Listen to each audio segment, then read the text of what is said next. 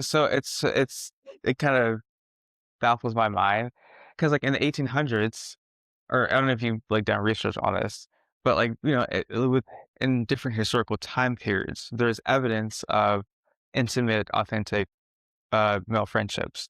But when you get more towards more so now, it's kind of like we're not necessarily open to it, even though we are more open to different sexualities, but back then they weren't.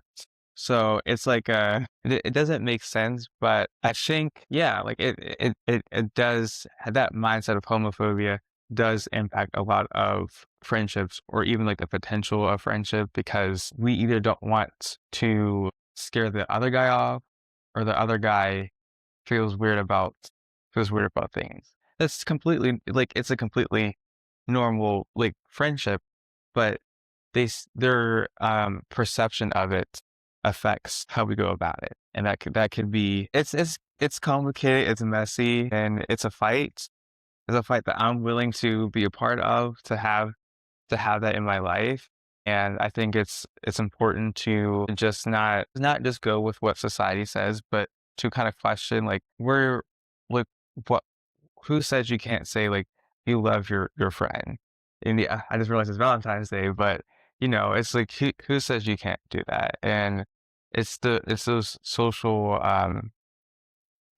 expectations that can limit. I'm hoping that like my generation, like Gen Z, is changing the narrative on that. That's my hope. But yeah, being able to say I love you, man, right? Or being able to like call a friend when I'm upset, even, like even that for a guy difficult of like, hey, I'm having I want to talk to you.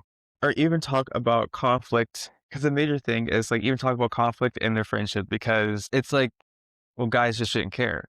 I feel like it still exists with Gen Z. It's just that idea that guys shouldn't care, and it's like no, it's just like we need to if we want to fight against this connection, we have to engage in this.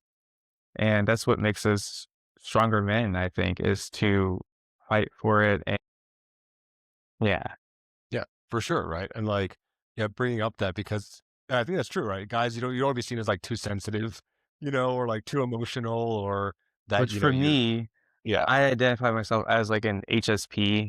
So it can sometimes like I wouldn't say complicate things, but I think I see it more now as a gift rather than a burden. Because before when I was growing up, when I was like, oh, I'm just like a sensitive one. Now I just see it as like this is a gift that I can use for people and just in general.